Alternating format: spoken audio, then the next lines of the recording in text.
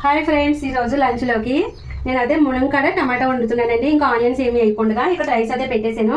ఇగో టమాటాలు ఎక్కువగా తీసుకున్నాను, 2 మునక్కాయలు, కలిమాకు, ఇంకా పచ్చిమిర్చి 3. ఇక్కడ ఆయిల్ పెట్టుకున్నాను చూడండి. ఇందులో నేను జీడిపప్పు రవ్వ వేస్తున్నానండి, టేస్టీగా ఉంటుందని చెప్పేసి. ఇదిగో నూకుంది కదా, ఇంక ఇది అయితే వేస్తున్నాను. ముందు వేయించుకుందాం. ఈరోజు మేము ఎక్కువగా జీడిపప్పులు తింటాం.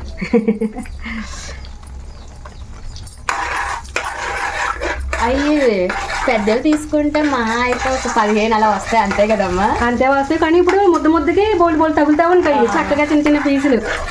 అందరికీ కూడా వస్తాయి, ఎవరికి రావన్న పాయింట్ ఉండదు. తక్కువైనా ఎక్కువైనా అన్నట్టు ఉండదు ఇలాగ రవ్వ వేసుకుంటే. ఇప్పుడు జీడిపప్పు వేగిందమ్మా. ఇందులో పచ్చిమిర్చి, కలిమాకు, ఇంకా ములంకాడ, టమాటా అన్నీ వేసేస్తున్నాను. ఇంకా ఒక 2 నిమిషాలు మగ్గనిద్దాం. ఓకే, ఇవి 2 నిమిషాలు మగ్గనియమ్మ. ఇప్పుడు ఇందులో పసుపు, కారం, ఉప్పు వేస్తున్నాను తగినంత. ఇంకో 2 నిమిషాలు మగ్గనిద్దాం. ఇప్పుడు 2 నిమిషాలు మగ్గనియమ్మ. ఇందులో వాటర్ వేసుకొని, ఒక గ్లాసు వాటర్ మనం చక్కగా విజిల్ వేయించేసుకున్నాం. ఇవన్నీ కూడా చక్కగా మగ్గిపోతాయి, ఉడికిపోతాయి. విజిల్ వేయించుకుంటే 2-3 విజిల్ వేయించుకుంటే సరిపోతుంది.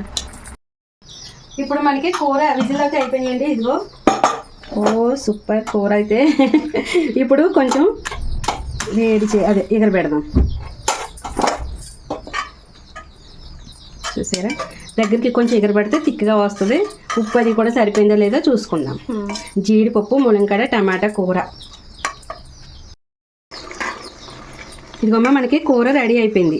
ఇదిగో ఇలా ఉంచుతున్నానే, కొంచెం గ్రేవీ కానీ ఉల్లిపాయలు ఏం లేవు కదా, మనకి పులుసులాగా ఉంటే కలుపుకోవడానికి అది కూడా ఉంటుంది. కూర అందరికి సరిపోతుంది.